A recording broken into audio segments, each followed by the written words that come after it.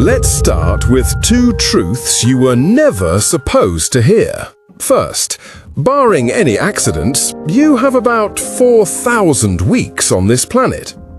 That's it. That's the entire game. Not an infinite resource, a shockingly, terrifyingly finite budget of time. Second, life is difficult. That's the first sentence of one of the most important books of the 20th century, The Road Less Traveled. And it's the key that unlocks everything else. Because the moment you truly accept that life is difficult, that it's supposed to be a struggle, it paradoxically stops being so difficult. You stop wasting your precious, finite energy fighting against reality. You stop asking why it's not easy, and you start asking, okay, what's the problem and how do I solve it? I'm Sam Carter, and this video is the answer to a question that nearly broke me a few years ago. I'd followed the script society wrote for me. Good grades, stable job, checking the boxes, but I felt hollowed out, lost. So I went searching for answers, not in easy platitudes or feel-good bullshit, but in books that told the truth, no matter how uncomfortable. What I'm sharing today is the map I built from those books, a synthesis of 22 ideas that genuinely changed how I see the world. This isn't about feeling good, it's about getting real. And the realist thing, the foundational truth, is that life is hard. But what if the greatest obstacle isn't the world out there? What if the biggest, most relentless enemy you will ever face is the 3-pound machine between your ears? What if the hardest battle is against the lies your own mind tells you every single day? This brings us to a man named David Goggins. If you read his book, Can't Hurt Me, you meet someone who seems more like a myth than a man. A Navy SEAL, an ultra-marathon runner who completes races on broken legs, a man who once held the world record for pull-ups. But the power of his story isn't in what he became, it's in what he was. Picture this, a young man who grew up in a nightmare of abuse, who developed a stutter and a learning disability so severe he could barely read. A man so terrified of the water he'd have panic attacks. A man who, in his early 20s, worked a dead-end job spraying for cockroaches and weighed nearly 300 pounds. He was broken. By every metric, he was a lost cause. So how did he become Goggins? He discovered the most powerful truth about the human mind. It is a fucking liar. It's designed for comfort and survival, not for growth or greatness. Your mind will always seek the path of least resistance. It will always tell you to quit long before you need to. And this leads us to the first weapon for your new mind, the 40% rule. Goggins argues that when your mind is screaming at you, begging you to stop, telling you that you have nothing left in the tank, you are only at 40% of your actual capacity. Your brain is hitting the panic button, but your body, your spirit, has another 60% waiting to be unlocked. Goggins' entire life became a laboratory for testing this. To become a SEAL, he had to face his terror of water and pass Hell Week, a crucible of suffering so intense that most people quit. He failed again, but each time he went back, pushing past that 40% barrier, callousing his mind just like you callous your hands. He learned that the pain of quitting was worse than the pain of continuing. This isn't about being a superhero, it's about understanding that the ceiling your mind creates is an illusion. The second weapon is about getting out of your own way. In The Inner Game of Tennis, Timothy Gallwey points out that we all have two selves. Self one is the narrator, the critic, the anxious micromanager in your head.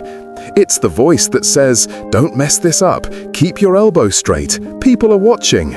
Self two is the body, the intuitive doer, the part of you that actually knows how to hit the ball. Peak performance, whether in tennis or in life, doesn't come from self-one trying harder and screaming instructions. It comes from quieting self-one so that the calm, competent self-two can just do its job. The third weapon is the courage to be disliked. This book, based on Adlerian psychology, offers a radical idea. Your past does not determine your future. You are not held back by your trauma. You are held back by the meaning you assign to that trauma. The key is practicing what they call the separation of tasks. Your task is to live your life according to your values. It is not your task to manage how other people, your parents, your boss, your partner, feel about your choices. Their reaction is their task. This separation frees you from the crippling need for approval. It gives you the courage to disappoint people, which is a prerequisite for living an authentic life. And the final foundational weapon comes from the world of creativity, but it applies to everything. It's the idea of embracing shitty first drafts. Anne Lamott in Bird by Bird and Elizabeth Gilbert in Big Magic both demolish the myth of effortless creation. Every writer, every artist, every entrepreneur feels like a fraud. They all feel scared and unoriginal. The difference between a professional and an amateur is that the professional shows up anyway. They give themselves permission to be messy, to be awkward, to produce something that is, frankly, not very good at first. That terrible first draft isn't a sign of failure. It is a mandatory, non-negotiable feature of the creative process. Your job isn't to wait for a flash of perfect inspiration. Your job is to make the thing. Now. So. You've started to master your mind. You understand the 40% rule. You're learning to quiet self-one. You're separating tasks, and you're giving yourself permission to start messy. But a strong mindset in a vacuum is useless. How does this newly forged mind stand up to the sheer, unadulterated chaos of the real world? Let's deconstruct the two arenas where we are sold the most pervasive, most damaging bullshit: success and love. Before we dive in, we need a foundation. A book called The Evolving Self by psychologist Robert Kegan provides the critical why. Kegan argues that our minds evolve through distinct stages of complexity. Most of society and most adults operate from what he calls stage 3, the socialized mind. At this stage, our identity, our values, our sense of self are fundamentally shaped by our environment, our family, our culture, our peers. Our identity is external. True growth, Kegan argues, is the painful journey to stage 4, the self-authoring mind, where you develop an internal compass and create your own code. And then, maybe, to stage 5, the self-transforming mind, where you understand that even your own identity is a construct and you can hold multiple ideologies at once. Why does this matter? Because most of the world's default paths are designed for stage 3 minds, and they are designed to keep you there, dependent on external validation. Now let's talk about success. The story we're told is about brilliant plans, confident execution, and a steady climb to the top. The reality is Shoe Dog, Phil Knight's memoir about creating Nike. It is the single greatest antidote to the polished Instagram-perfect myth of entrepreneurship. Forget the multi-billion-dollar empire. Picture this instead. For a decade, Nike was perpetually one bad phone call away from total bankruptcy. Their bank dropped them, their Japanese supplier tried to screw them, they were drowning in debt. And during much of this time, Phil Knight, the founder, was working a second job as an accountant just to pay his bills. The book is a relentless chronicle of chaos, betrayal, near misses, and sheer dumb luck.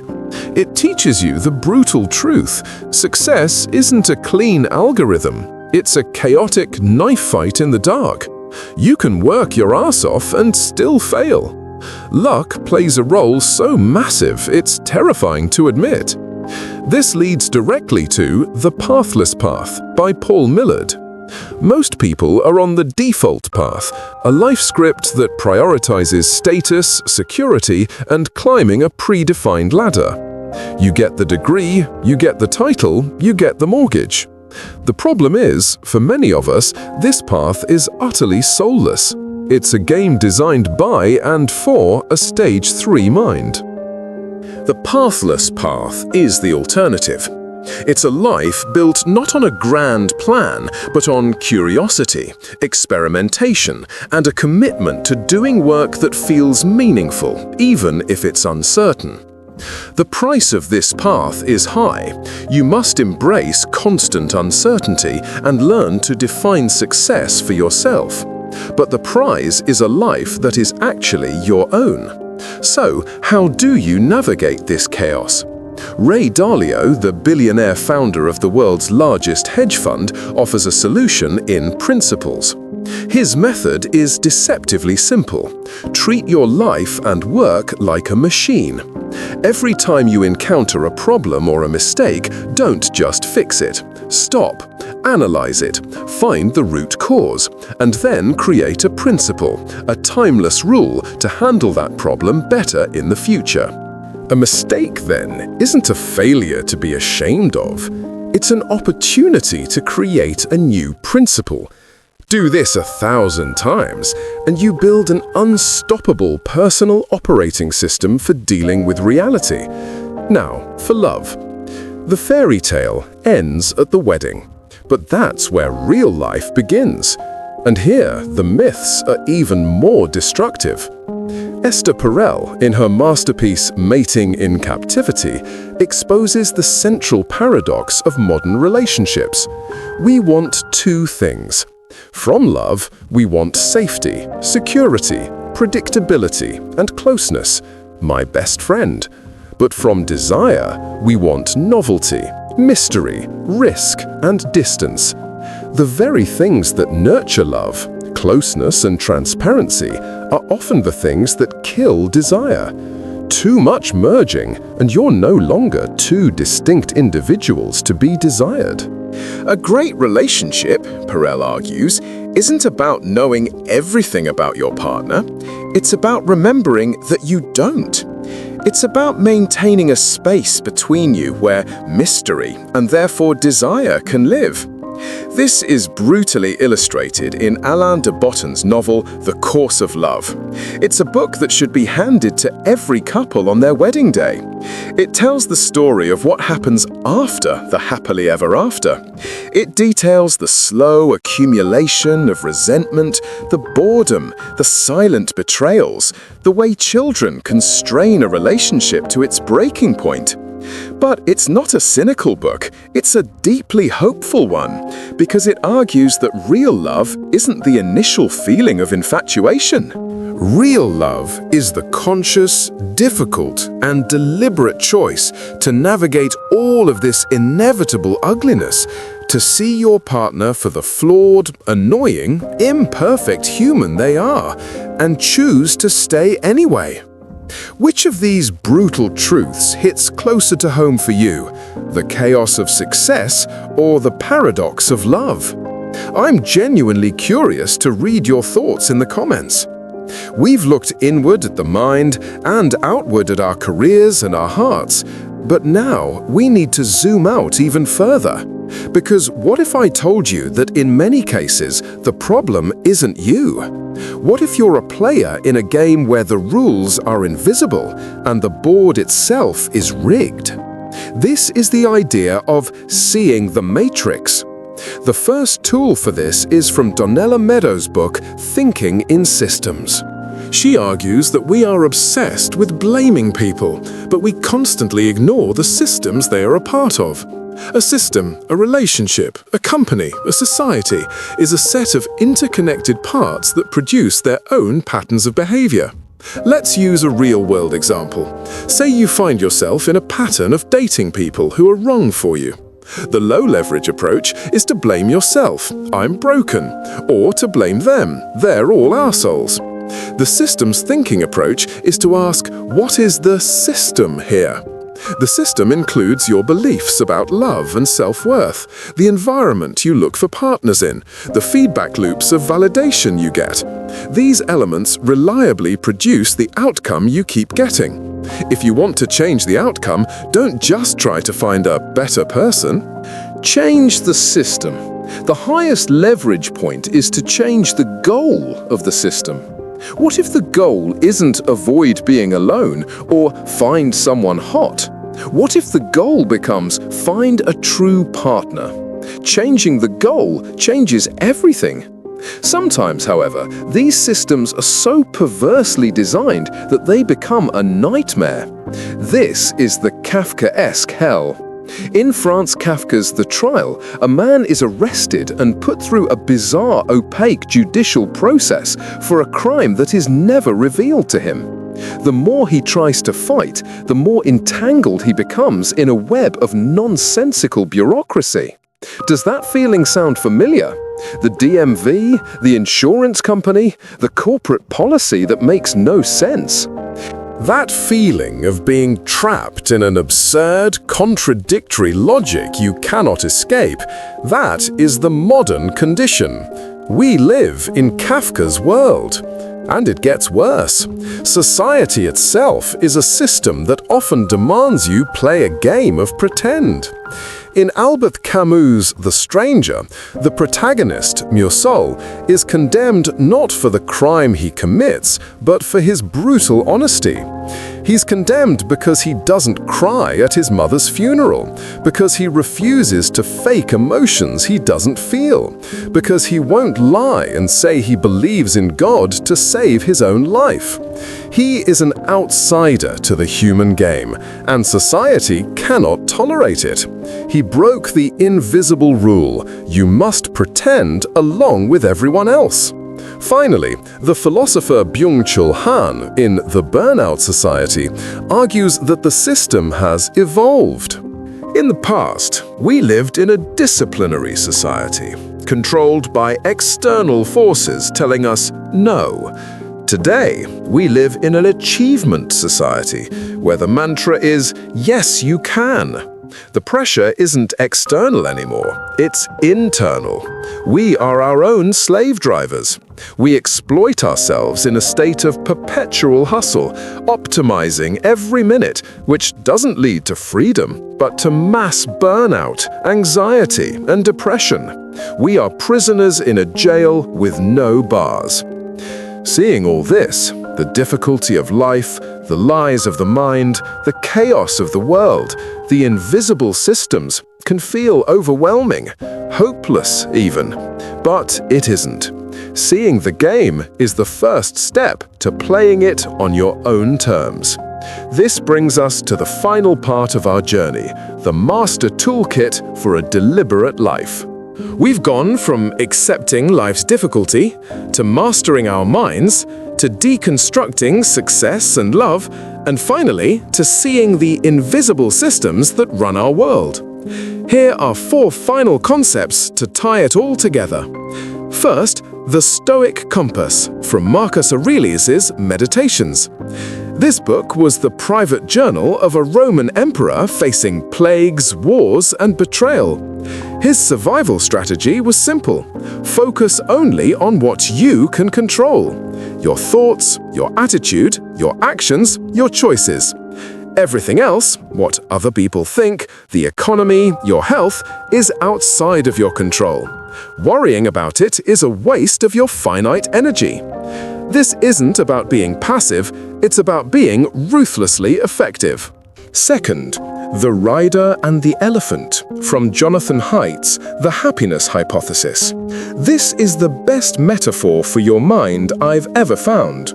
Your conscious, rational self, the part that sets goals and makes plans, is a tiny rider on top of a giant, powerful, emotional elephant. You cannot control the elephant with brute force. If the rider and the elephant disagree, the elephant will always win. The key to change isn't to yell at the elephant, it's to train it. You train it through consistent practice, through therapy, through meditation, by changing your environment, by understanding its nature, not by fighting it. Third, the sailboat of self. Abraham Maslow's pyramid of needs is famous, but it's flawed. Scott Barry Kaufman, in his book Transcend, offers a better metaphor, a sailboat. The hull of your boat is your need for security, safety, connection, self-esteem. A leaky hull is a crisis. You're taking on water and you might sink. The sail is your need for growth, exploration, purpose, and love. You need a solid hull to feel safe enough to open your sails. But here's the beautiful part. You can have a leaky hull, you can be struggling with anxiety or a recent breakup, and still catch a little wind in your sails by finding a moment of purpose or connection. Life isn't a video game where you have to clear one level before unlocking the next. It's a messy, dynamic process of patching the hull and catching the wind all at the same time. And finally, the secret to happiness.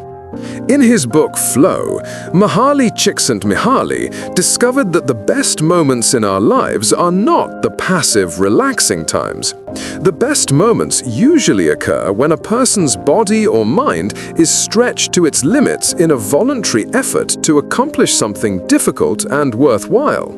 This is flow. It's that state of being so completely absorbed in a challenging activity, playing an instrument, coding, having a deep conversation, rock climbing, that you forget you exist.